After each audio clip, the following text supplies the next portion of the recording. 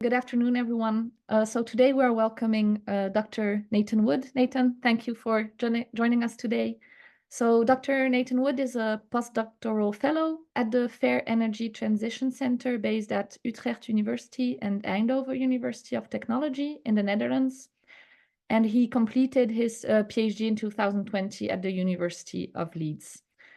Before his doctorate, Dr. Wood undertook a master in environment, ecology, and economics at the University of York, and his PhD dissertation entitled Energy, Capability, and Justice, a Foundation for Normative Account of Energy Systems. In this PhD dissertation, he drew from moral and political philosophy to better understand the ethical problems which stem from energy systems and their governance. So it goes without saying that his research on understanding the normative dimensions within environmental and energy justice discourses make him a great fit for this lecture series. While he is also coordinating the Fair Energy Consortium in the Netherlands, he is publishing a book, Understanding Energy Justice, that will soon be published with Routledge, which we're all looking forward to, I guess. So maybe I provide a couple of additional references about his recent scholarship in order for us to better frame a bit the upcoming talk for the audience. So his 2019 paper entitled Tensions, Capabilities, and Justice in Climate Change Mitigation of Fossil Fuels, written together with his former advisor, Dr. Katie Rudik, has been already cited more than 120 times. And the study moves from the concern that certain forms of mitigation, which target lifestyle choices, consumption behavior, and technology choices, do and will have disproportionate impacts on certain vulnerable groups in society, for example, households in full poverty or individuals with particular disabilities. So the authors then argue that a fuller integration of well-being into mitigation thinking could help avoid exacerbating current and future well-being conflicts that will arise between climate change mitigation and fossil fuel-derived use. Maybe also this other reference, a more recent article published in 2023 and entitled Problematizing Energy Justice Towards Conceptual and Normative Alignment, highlights recurring sets of issues related to the predominant energy justice framework, which risk concealing the meaning and use of justice in approaching the ethics of energy systems. So there, Dr. Nathan Wood concludes with a call to energy researchers to engage more critically with energy justice frameworks. And as we will see, this relates to some extent to the topic that will be addressed today. However, this lecture promises to go beyond what has already been published, and it also has been told that the talk will be provocative. And indeed, the title is already full of anticipation. So, Dr. Wood, what does energy justice mean? Please, the floor is yours. Thank you very much. I'll just share my slides. Yeah, thank you, both Nara and Mariana, for the wonderful intro. I don't know how provocative this talk will really be. It's the book was mentioned. I'm trying this as a chapter in the book, so it's a very new, kind of new set of ideas, or at least the first time I've tried to articulate them in the format of a talk. So you're getting the rough and ready work in progress. So thank you very much for being subject to that. And thank you to ITAS for having me here today. I've had the opportunity to cross over with many wonderful colleagues there on ongoing work. So hopefully this might be a source of continuing collaboration. You've heard about my background already in great depth, and I should probably revisit some of those older papers in my thesis that haven't touched on them for a while. Yeah, so I'm quite interdisciplinary, as you might have gauged. Broadly, my work looks at normativity and system change and grounded justice discourses, things like environmental justice, climate justice, planetary justice, and of course, a substantial focus of my work is, you guessed it, on energy justice. Just a kind of a core argument that I'm trying to work out really in this talk is that common ways of introducing energy justice may confine the field. And this is, I'm eager to separate from common approaches to energy justice, I want to talk about the field, but I talk about the approaches because they're intimately linked to how we understand the field at the moment. I talk about how looking at emerging critiques, particularly some of the ones that Mariana mentioned in my bio, and some of the critiques I'm working or have worked on alongside people in the audience, including Ninka van Uffelen and Giovanni Frego, what else they tell us about the field, except from what they explicitly discuss. And then I want to kind of conclude by saying changing the way we frame and introduce the field in quite simple ways can help avoid repeating some of these issues. So here's the structure of the talk. I'm going to go over common ways of introducing energy justice. I'll look at key features of these common introductions. I'll then introduce a set of kind of emerging critiques in a sort of whistle-stop tour. I'll look at what these critiques tell us more broadly about the field and how this highlights some issues. And I'll say kind of what I think we can do about some of these issues, particularly looking at the work of Ivinska et al. And the role of energy justice as a boundary object. I'll talk about added benefits to kind of re-articulating how we define the field through escaping something I've called accidental transcendentalism. And I'll conclude talking about the role of comparative realization in this reformulated kind of understanding of the field. So introducing energy justice. And this is a little bit of a problem initially, because ordinarily you might just introduce energy justice based on the literature, but I want to talk about how people introduce energy justice. So I'm not introducing energy justice, I'm introducing people introducing energy justice. And I thought just before I get going, it might be interesting to hear from the audience, people here today, kind of in one sentence or two, if you're feeling crazy, just what do you think energy justice is? Are you familiar with it? Have you got an idea about the field? It'd be interesting to hear your thoughts. I don't know if we want to take 30 seconds now to type out an idea, but it'd be quite interesting to see your thoughts and then reflect on them as we go through the talk.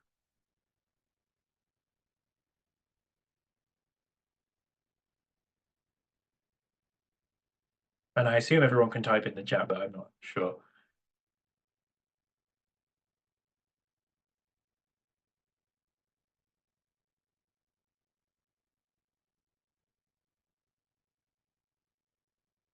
Thanks, Ninka.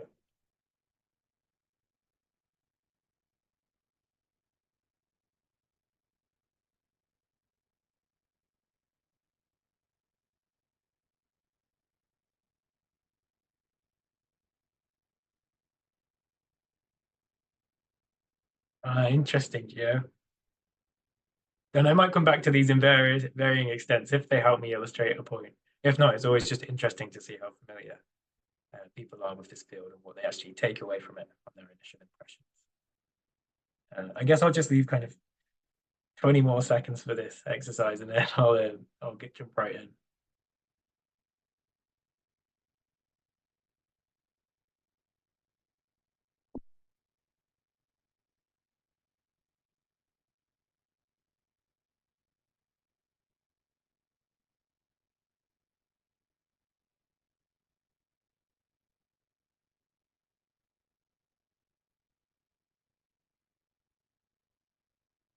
I thank Linda.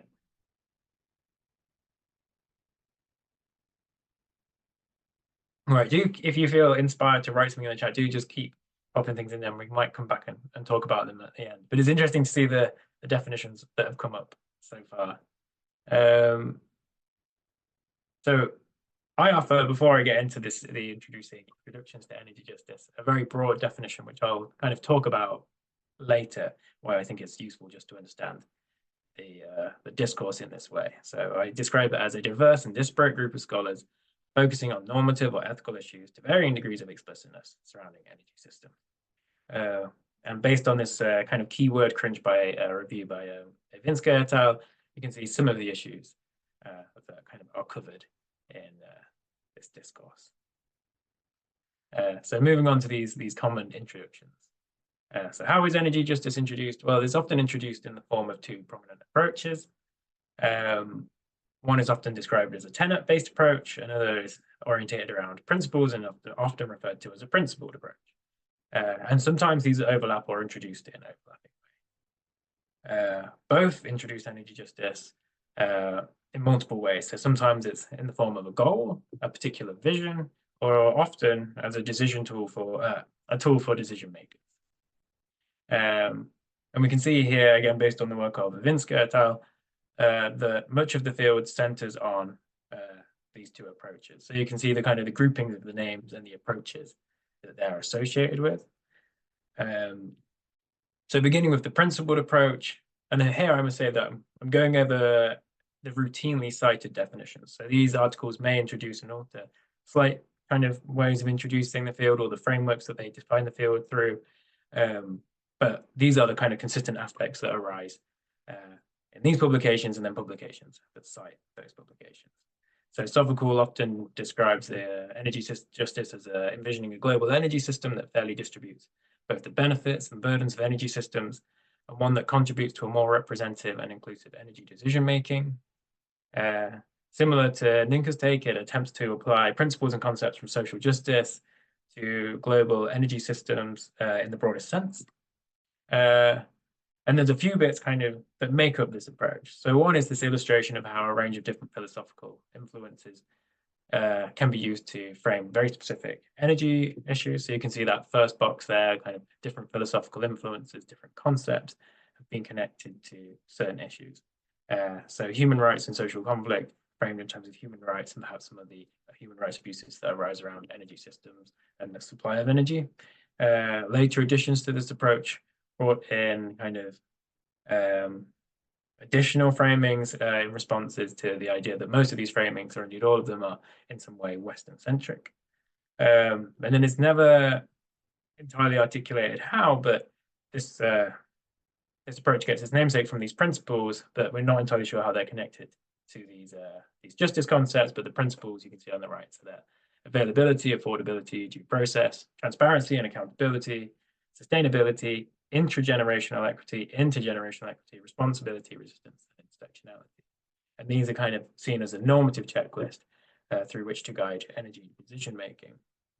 And again, this approach therefore has a strong focus on decision makers. And you can see this quote from Sophocles and York in 2015. Energy justice presents a useful decision making tool that can assist energy planners and consumers in making more informed energy choices. Moving on to the next approach on the list, or the tenant-based approach. This early on was often paired with the goal. So energy justice aims to provide all individuals across all areas with safe, affordable, and sustainable energy. That goal stuck around for a while, but I think we see it in less of the kind of the recent iterations of this approach. Almost all iterations of this approach consist of three broad tenets or concepts of justice.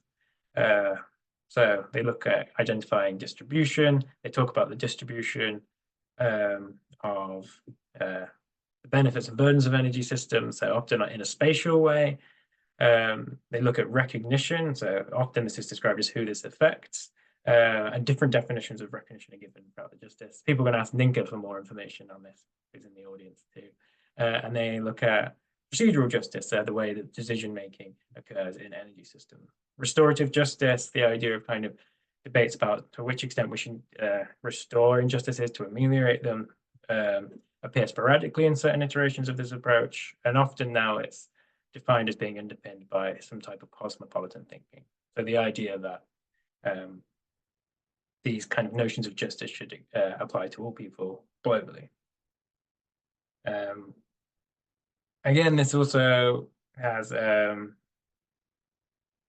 series of kind of policy-centric intentions. So you see Heffron has energy justice as a conceptual framework which seeks to identify when and where injustices occur and how best law and policy can respond to them. And Jenkins kind of echoes this policy-centric approach as well within the approach. And again, very common features of the way the approach is described in literature that cites these frameworks. So just to recap briefly on those approaches, they're often accompanied by a goal or a vision. They're often emphasized as tools for decision makers. And in both cases, the conceptual frameworks, those principles or those tenets, recognition, procedure, and distribution are often given as a definition of energy justice. And that might become more important as the talk goes on. So these frameworks have kind of emerged and become kind of a steadfast kind of staple of the discourse over the past decade. And in the recent kind of 2 or 3 years in particular, a range of critiques have emerged, focusing on one or both of these approaches. So I give a very quick whistle-stop tour of a set of critiques that I've picked, primarily because they help illustrate a point that I want to make about the field more broadly. I think there are other critiques emerging too, but I use these ones because I'm familiar with them. And also I think in particular, they help say something about the field more broadly when we look at them collectively. These critiques that I'll go through in just a minute, they all have overlapping elements. So they touch on similar things, but in quite different ways. And yeah, like I say, I want to say something about the field when I look at these critiques. So first is what I label concealed origins. And this is based on the piece that Mariana outlined in quite nice detail, spoiler alert, at the start of the talk. And I make this argument in this critique that the tenant-based approach to energy justice has become decoupled from an earlier notion of environmental justice, most notably associated with the work of David Schlossberg in a book called Defining Environmental Justice. And I talk about several consequences of this decoupling. One is that the approach then of this new approach to energy justice actually ends up concealing activist-based origins of this kind of trio within environmental justice. So the idea was that in Schlossberg's earlier work, a lot of the kind of bringing together of these framings of distribution, procedure, and recognition was really to capture the grievances of environmental justice movements. I'd say in kind of moving away from this, the energy justice tenant approach then ends up omitting the explanatory interconnections between these tenants. So a core part of this is that distribution, recognition, and procedure, they don't act separately. They're kind of part of a wider holistic picture of justice, and they compound each other in different ways. And I'll try to illustrate that with a diagram in just a minute to give you an idea.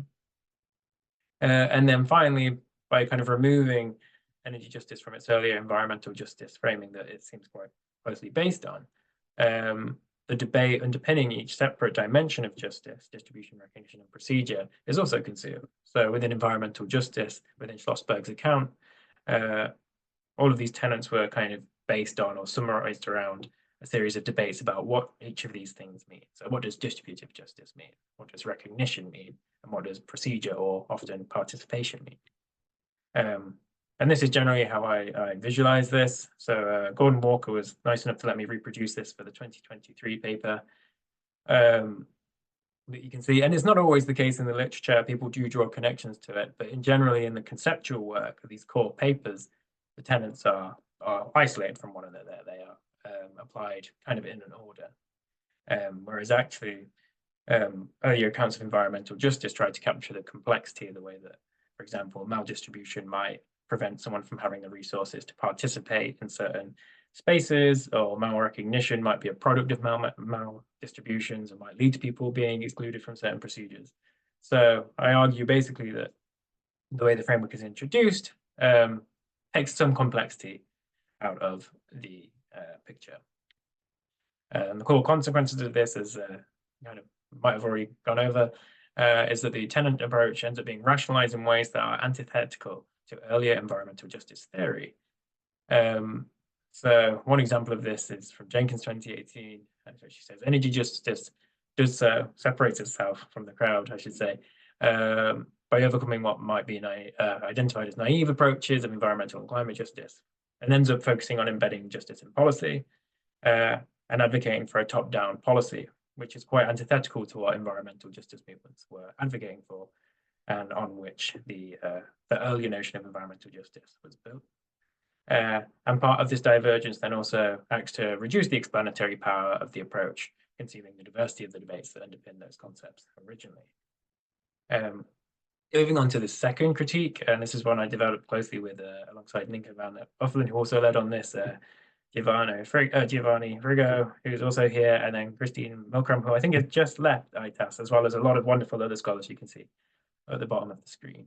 And this has some overlaps with that approach in terms of the debates that are concealed in current approaches to energy justice. But the crux of this critique, I think, is that despite referring to philosophical terminology, the tenant approach rarely draws on philosophical methods or ongoing debates. And this presents two kind of challenges or gets in the way of two kind of goals of the tenant approach. So one is it makes it more difficult to describe and articulate the dynamics that underpin energy conflicts, resistance, and moral dilemmas.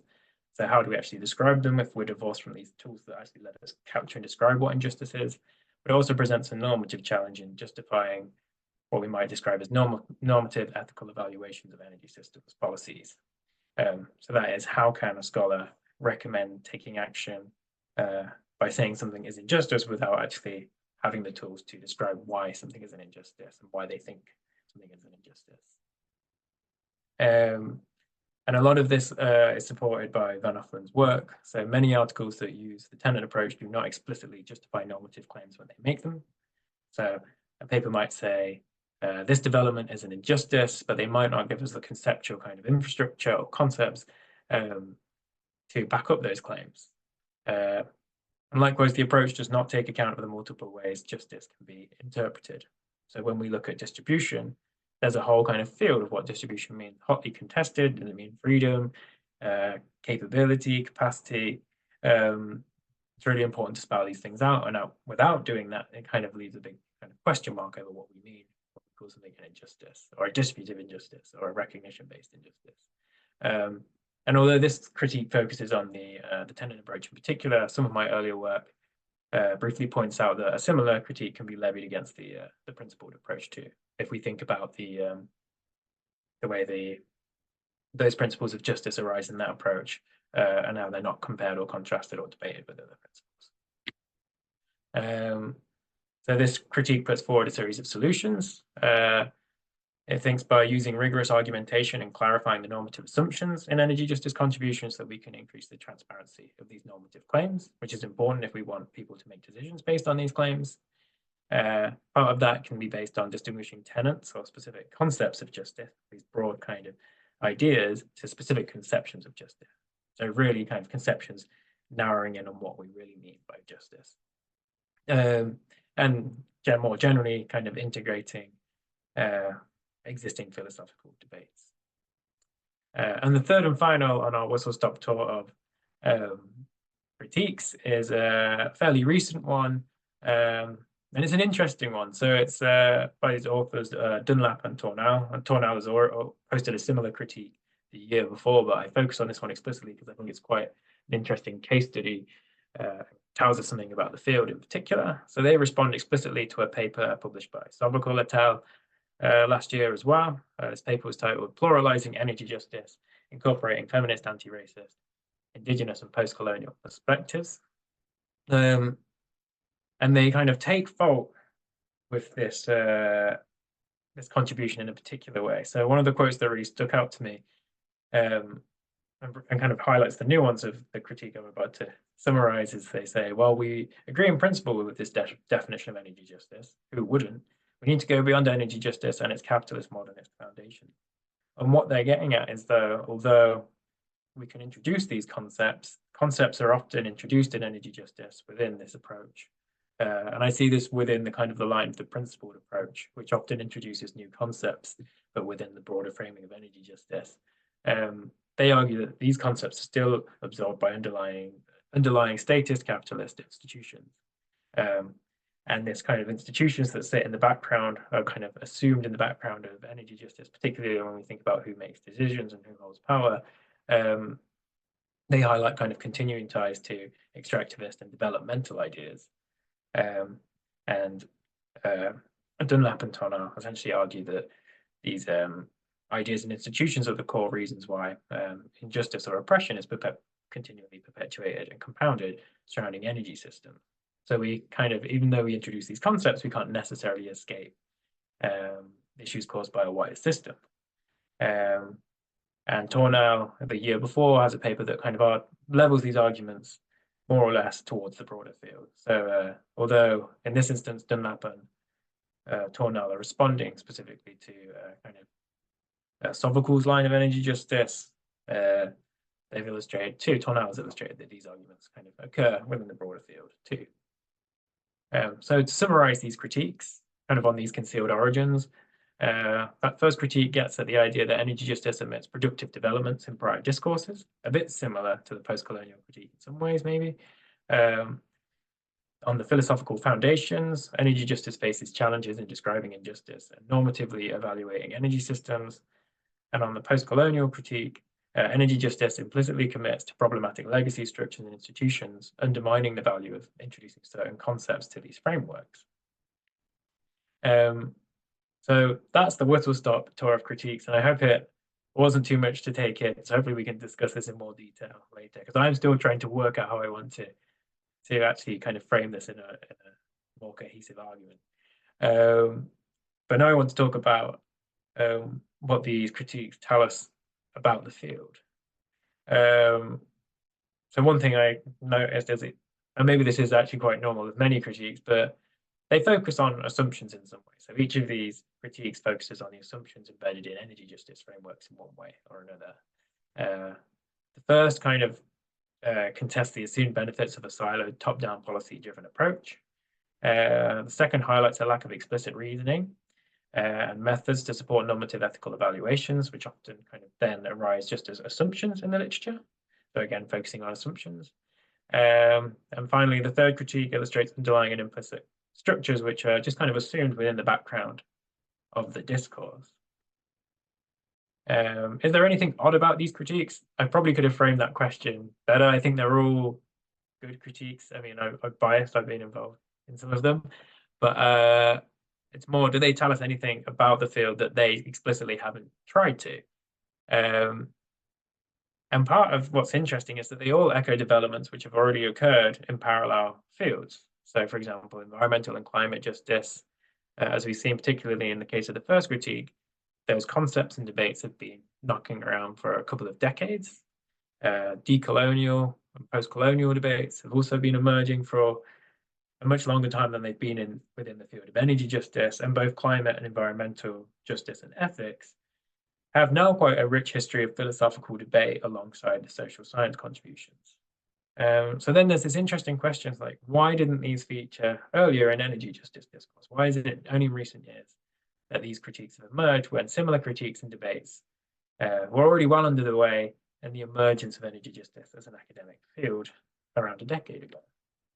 And one of the answers I think I want to give to this, particularly in this kind of, the idea is that this will be a chapter in the book. One of the kind of solutions or reasons for this even is this partly stems from efforts to differentiate energy justice from prior discourses. You can see this quite explicitly in a paper titled Setting Energy Justice Apart from the Crowd. And this was responding to questions about how the debate for energy justice is substantially different from climate and environmental justice. Jenkins kind of frames this as saying, is it the same thing labeled in a different way? And part of the response to that literature then has been to try and rationalize energy justice as its own thing, separate from these debates. And you might argue in some cases they seem like reasonable arguments, like, well, we can zoom in on energy systems separately and really focus on what it is with energy systems in particular that relates to injustice. And Ivinska et al. In their review of energy justice, understanding energy justice as a boundary object, which I'll talk about in just a minute, says something quite interesting that I guess confirms this. So they say the ambitious idea of energy justice that builds upon the notion of environment and climate justice goes beyond these justices by restructuring and narrowing the concept, making it more concise to fit energy specialized topics, which would enable it to make a more substantial and targeted impact in the world's energy policy. And in a sense, they may have achieved their goal in some capacity to narrow the approach, but what this leads to in the broader field is a sort of conceptual homogenization. So another review by Osika kind of highlights what's gone on here. So they did a review of energy justice papers. And one of the things they noted was that less than 4% of energy justice authors offer their own definition. 60% use one of the core approaches, which in more or less means the tenet or the principled approach, although there are different iterations of these approaches, like I mentioned, with different tenets being added and different concepts of justice being added. 18% of the papers offer a more complex theoretical discussion, often where they introduce other approaches alongside these, and 18% do not offer a definition, even if their papers are titled as such. titled as such, meaning they have energy justice in the title. So Sicker say that too many papers make reference to concepts, sometimes even cite definitions, but fail to make a connection between the theoretical framework and the empirical work and findings. And part of Iwinska's review of energy justice that kind of came to similar conclusions. Their core contribution was to frame energy justice as a boundary object. So they say that energy justice appears to manifest all the defining features of a boundary object. That is, an entity that plays a role in the proliferation and innovation of ideas or technologies across culturally defined boundaries. So this idea that the word energy justice now we can use to describe a field, we can use it to describe a set of ideas. The only problem with this is, I think, a narrow selection of approaches have become a boundary object. So the field has become defined by approaches, which has some consequences. And part of those consequences, I think, are what a lot of those critiques that we went through end up responding to, as a narrowing field has become isolated and siloed from certain ongoing debates, and now these debates are being reintroduced to the field, or introduced for the first time to this new field. So what to do about this? Well, partly in line with Iwinska's kind of work is we can try and redefine the boundary object. And this is the most, I think, a relatively simple initial step to take, especially if you're introducing the field in your work or someone is being introduced to the field for the first time, to go back to a much wider definition. Like I said at the start, I think we should describe it as a diverse and disparate group of scholars focusing on normative or ethical issues to varying degrees of explicitness relating to energy system. And part of that, I just want to clarify, is I'm talking about energy justice as an academic field, and I think there's a lot more debate to be had about the role of activism in relation to scholarship on many grounded justice trajectories, such as environmental and climate justice.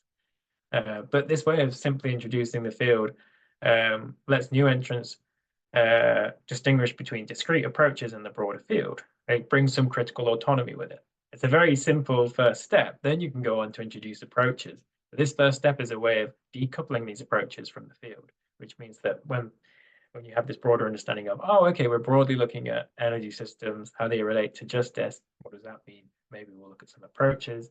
It at least stops the field being defined by a certain set of approaches and maybe starts to halt this kind of siloing effect that we've seen so far in the development of this trajectory.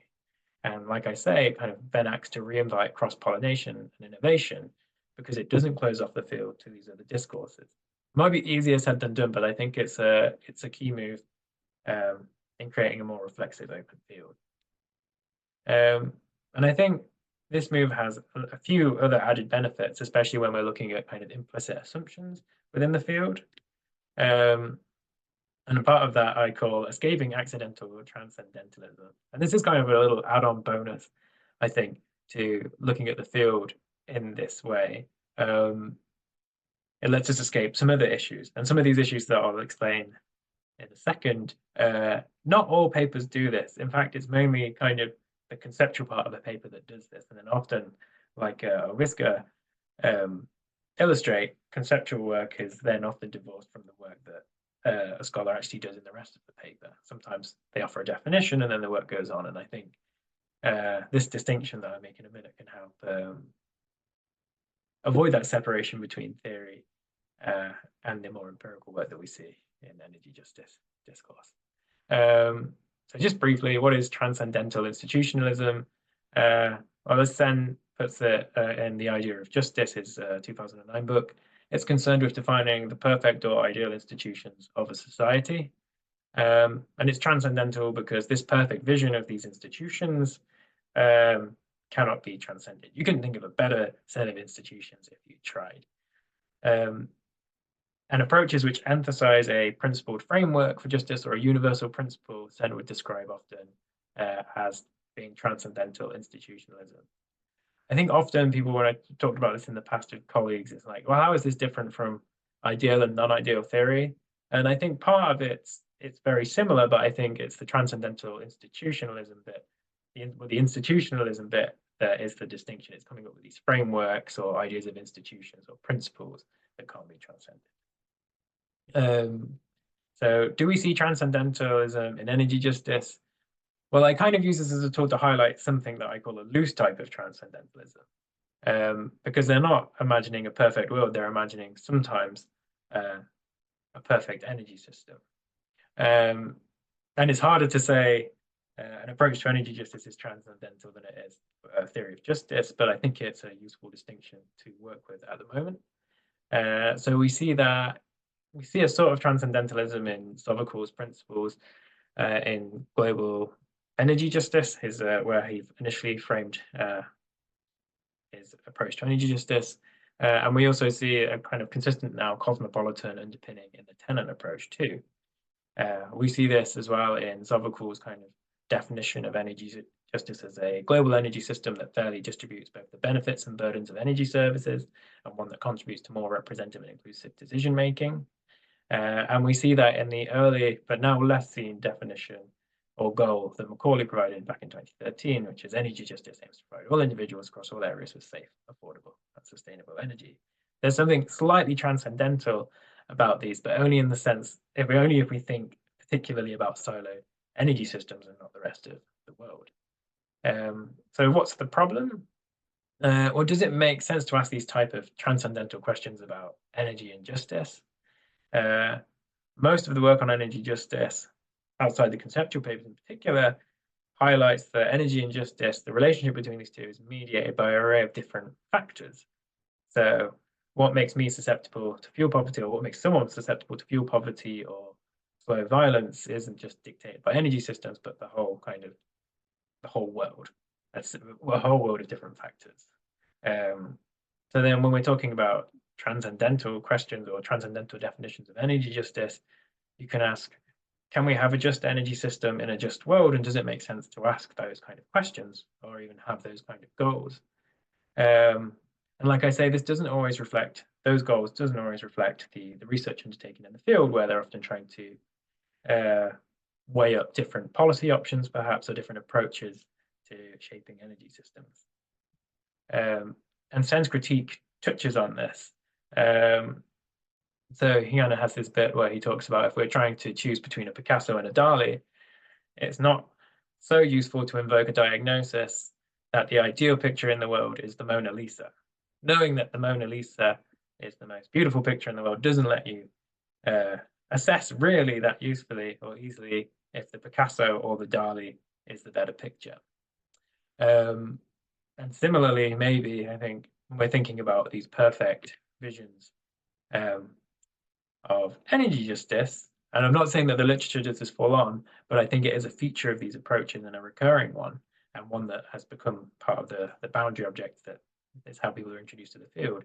It doesn't set us up to compare and explore the kind of issues that energy researchers are interested in, because it gives us an idea as opposed to a tool for comparison between maybe what makes something more or less just. So finally, Sen introduces something called comparative realization, which is what he advocates for in a theory of justice. So Sen suggests comparing different states of affairs to determine which is more just, as opposed to comparing a situation to an ideal type of justice. And so he says, and I quite like this, but a person who prefers red wine to white wine may prefer either to a mixture of the two, even though the mixture is, in an obvious descriptive sense, closer to the preferred red wine than pure white wine would be. And I guess the idea here is even if we could envision an energy utopia, and I think there are some benefits to doing this exercise and envisioning utopias. I'm not trying to say that that's not, but it doesn't always let us, having this idea of a utopia doesn't always let us assess between two options in the way that we might shape, regulate, own, operate an energy system. They might not map on that descriptively well, to this ideal.